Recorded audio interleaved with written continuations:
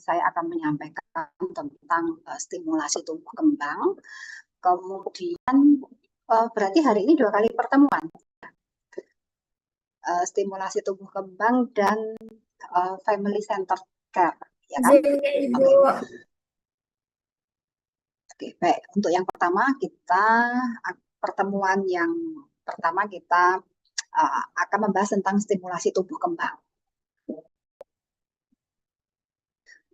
Jadi di dalam stimulasi tumbuh kembang ini nanti topik yang akan kita bahas itu meliputi dari konsep stimulasi tumbuh kembang itu sendiri, kemudian nanti stimulasi apa yang akan diberikan dari anak usia 0 sampai dengan 5 tahun. Bahkan kalau di dalam buku SDI DTK atau buku stimulasi, deteksi, dan intervensi dini tumbuh kembang itu sampai usia 6 tahun gitu ya. Tapi di sini oke, tidak masalah, nanti akan saya tambahkan sampai usia 6 tahun.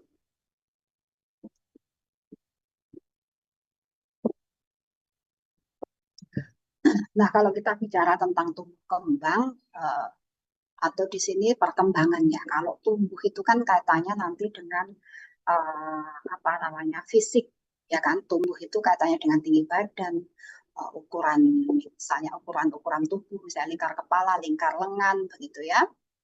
Nah, tapi kalau perkembangan itu nanti kaitannya dengan nanti perkembangan non fisik begitu ya, tetapi juga bisa dilihat dari fisiknya.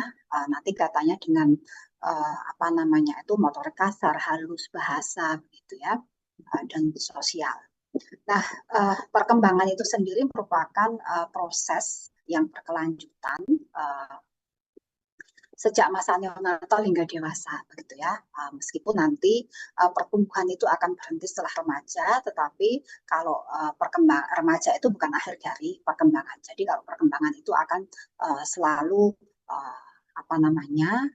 terjadi begitu, karena setiap tahap perkembangan itu memiliki tantangan dan peluang di setiap masanya. Nah, kemudian tahapan perkembangan itu dia akan dimulai dari bayi, gitu ya. Jadi nanti perkembangan itu dia akan berlangsung dari arah kepala ke kaki atau cephalocaudal. Jadi cephalocaudal itu maksudnya adalah perkembangan atau pola pertumbuhan dan perkembangan yang dimulai dari bagian kepala ke arah kaki. Sehingga nanti kemampuan anak itu untuk berkembang itu dimulai dari kontrol kepala, kemudian badan, kemudian sampai dengan ekstremitas bawah atau kaki begitu ya.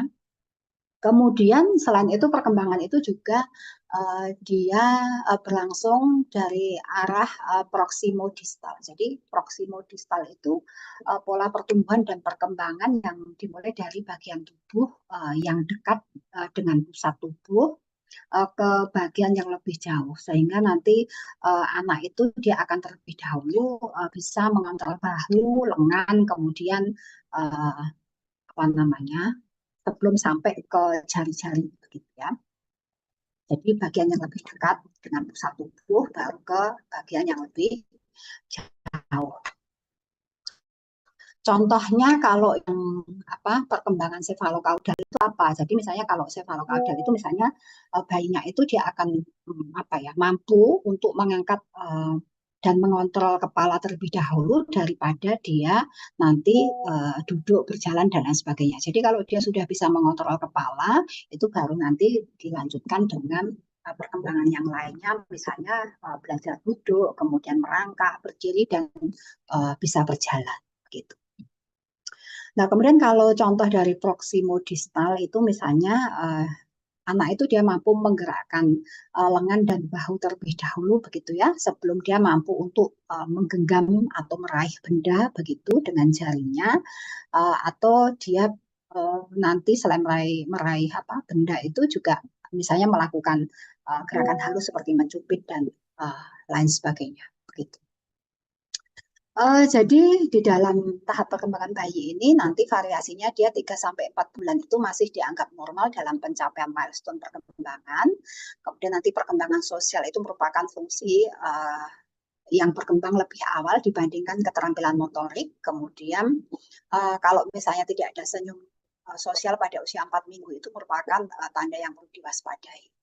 Nah, kemudian saat lahir nanti bayi memiliki refleks primitif yang nanti akan membantu fungsi fisiologis begitu ya, seperti refleks menghisap, rotting dan nanti katanya nanti dengan proses menyusui. Kemudian sebagian besar refleks primitif itu akan menghilang dan kemungkinan perkembangannya akan lebih matang.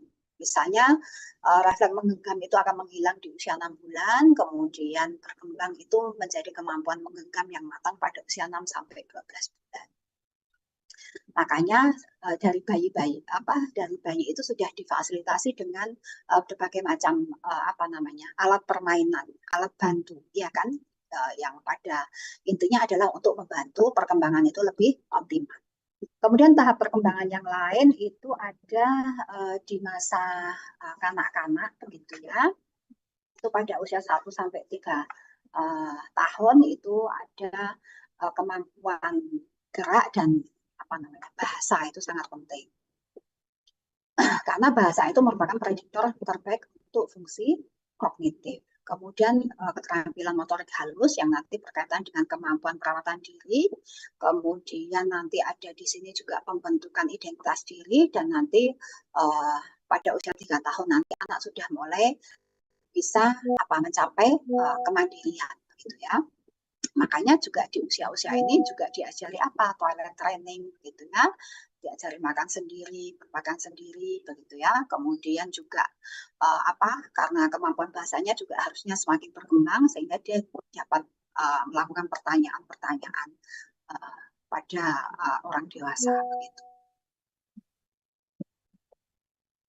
Nah, ini adalah tahap perkembangan begitu ya. Salah satunya menurut Erikson itu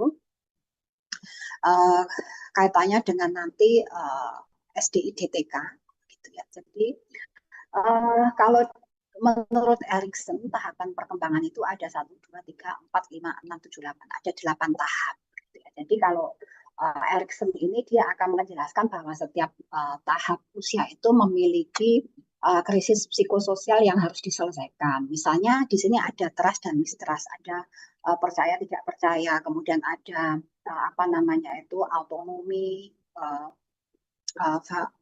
kemudian perasaan malu begitu ya, yang terjadi pada balita begitu. Nah, kemudian kalau SDI-DTK sendiri katanya dengan teori Erikson ini, kalau SDI-DTK itu adalah alat begitu ya, alat untuk memastikan bahwa perkembangan tersebut berjalan sesuai dengan tahapan usianya begitu. Tentunya untuk bisa mencapai perkembangan yang optimal sesuai dengan tahapan usianya itu tentunya harus dilakukan juga stimulasi yang tepat begitu ya. Kemudian adanya dilakukan deteksi dini begitu secara kontinu begitu ya, sesuai dengan tahapan usianya. Kemudian dengan demikian nanti juga dapat dilakukan deteksi dini begitu ya, atau intervensi jika terjadi penyimpangan-penyimpangan terhadap perkembangan pada anak tersebut. Jadi pada intinya SDI-DTK ini dia menjadi implementasi praktis dari teori teori Erikson ini gitu ya, dalam pelayanan atau dalam asuhan kebidanan terhadap anak atau neonatus, bayi dan balita.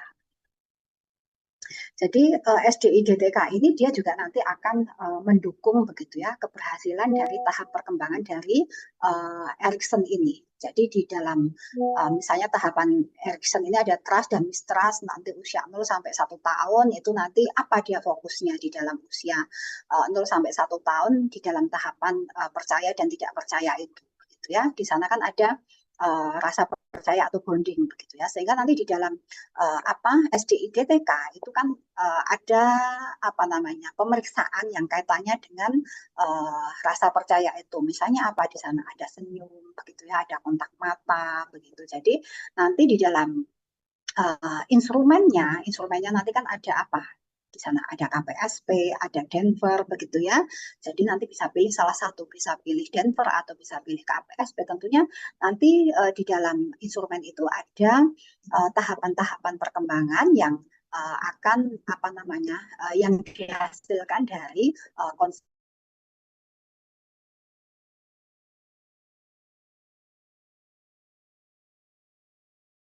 screening dari perkembangan seseorang atau anak tersebut.